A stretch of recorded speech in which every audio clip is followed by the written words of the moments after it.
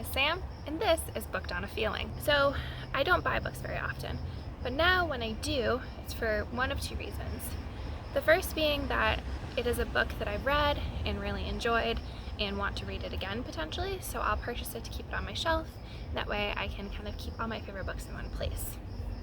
Another reason, which is what I'm going to talk about today, is that the book is from an author that I know I love, that they've written some of my favorite books in the past, and I have a strong suspicion that I'm going to enjoy the rest of their work, just because I have before, and I enjoy their writing style.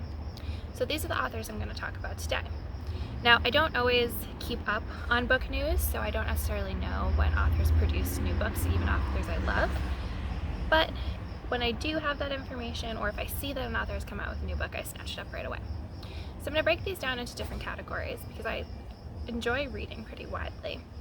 I want to talk a bit about general fiction, some nonfiction, sci-fi fantasy, which is my fave genre, and then romance. Okay, so let's start with my favorite, which is sci-fi fantasy. I have the most authors in this category.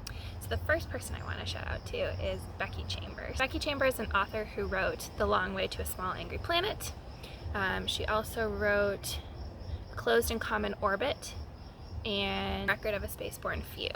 She also has put out a novella called To Be Taught If Fortunate, and this is the only one I haven't read. I did just acquire it, but I'm in the middle of a readathon right now with different challenges, and it doesn't fit one of those challenges, so I'm gonna have to read it afterwards.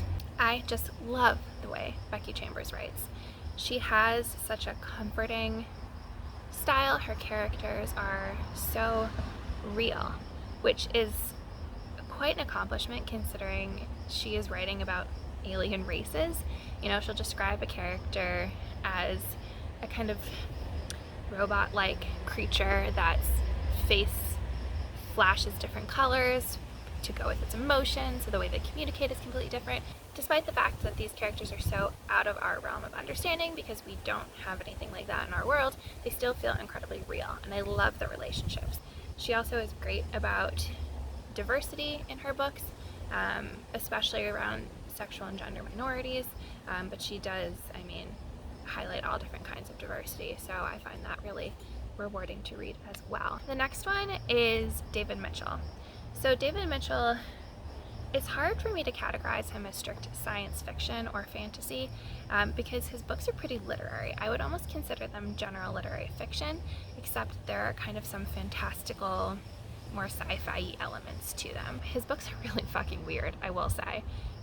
They are complex. They can be hard to get into, but I find once you're done reading them, they're really rewarding. Like, I've never read one of his books and put it down and thought, oh, I could have taken a pass on that. Like, it was a bit of a slog to get through, but afterwards I just felt not only accomplished because I made it through dense prose and some very complex plotting, but I also feel like what he's done was created something, I don't want to say masterpiece because that's quite a bold statement, but created something that is complex and larger than just a single book and is a bit of a puzzle that you have to go and solve, and I just really enjoy that.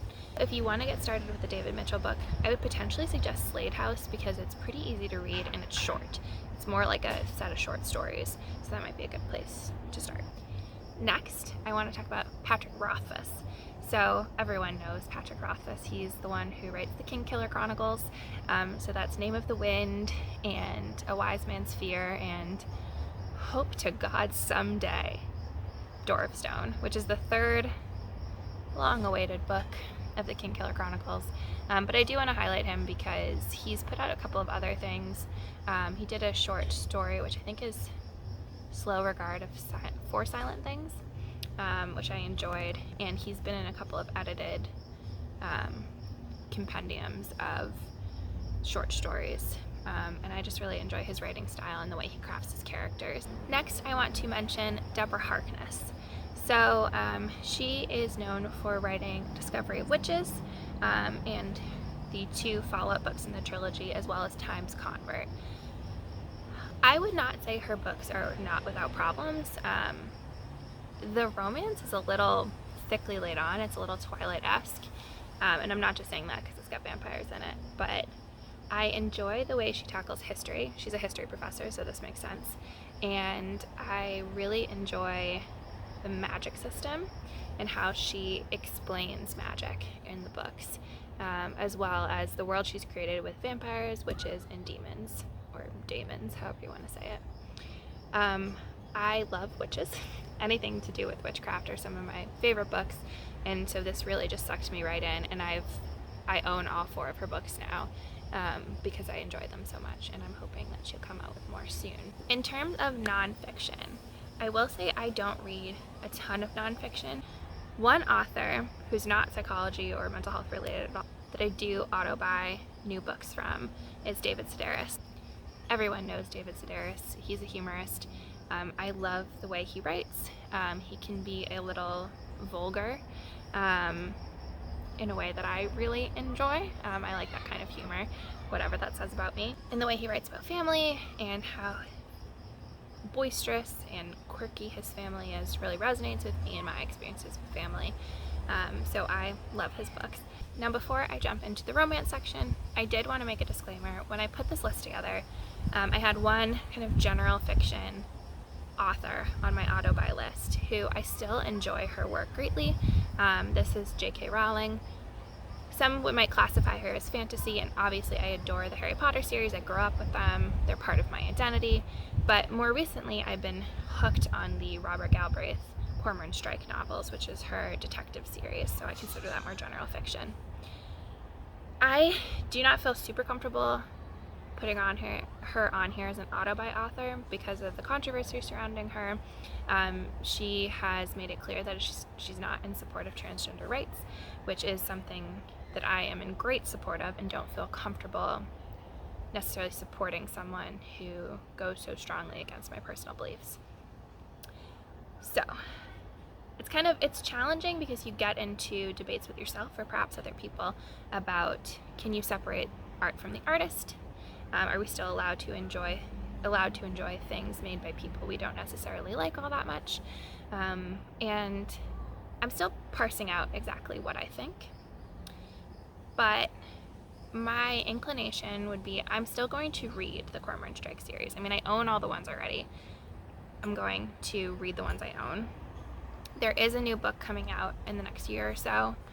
I'm not going to buy it. I will, however, probably get it from the library to read, so that way I'm at least supporting the library instead of the author.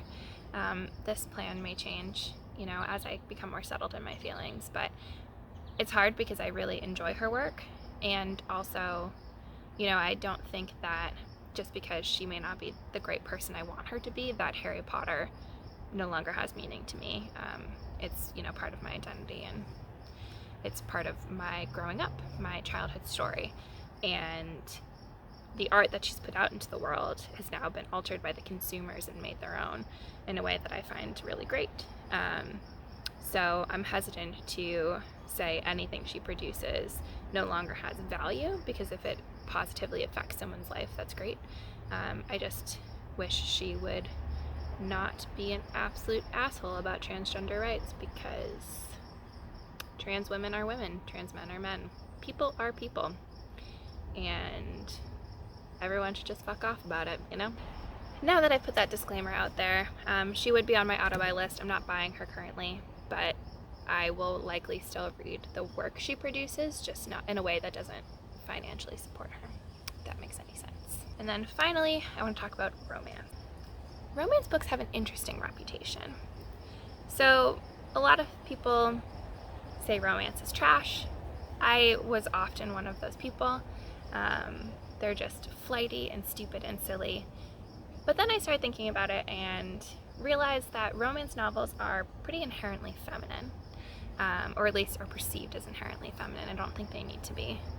And therefore we're devaluing something that's inherently feminine, which I think is stupid, because everyone enjoys love in some way, even if you are asexual and don't enjoy sexual love. There's friend love, there's, romantic non-sexual love. Everyone wants to love and be loved. So why not read stories about that? That's valuable enough. So I've gotten pretty into romance novels. The first person that I want to highlight, first author, is Nora Roberts. She's the queen. of romance. She's written hundreds, literally hundreds of books, which is just mind-boggling to me. I can't write one book, let alone hundreds.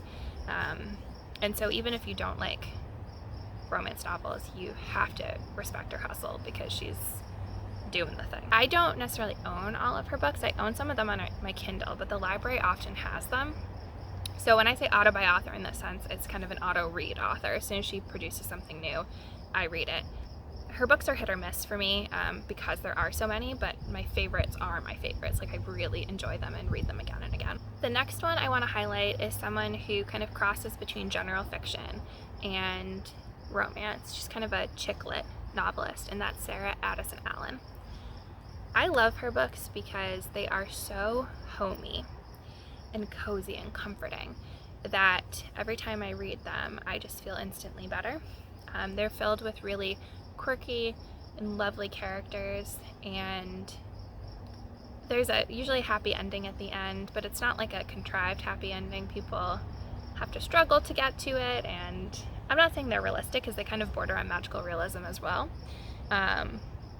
But they're just so engaging and fun, and if I need a read to cheer me up, or I want to be taken, maybe not to a whole nother world, but to a happier place in our world, she's definitely the author that I pick up. And then finally, the last author in the romance section, as well as the last author for this video, I want to give a shout out to Molly Harper. Now, Molly Harper writes paranormal romance novels, but they're comedy paranormal romance novels, and they are so utterly strange and goofy and quirky that I just can never put them down. They don't take themselves too seriously.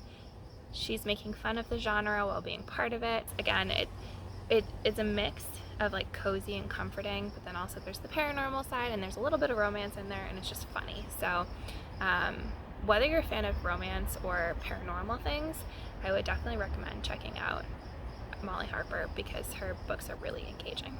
So that is it for this video. Thank you so much for watching me ramble about books.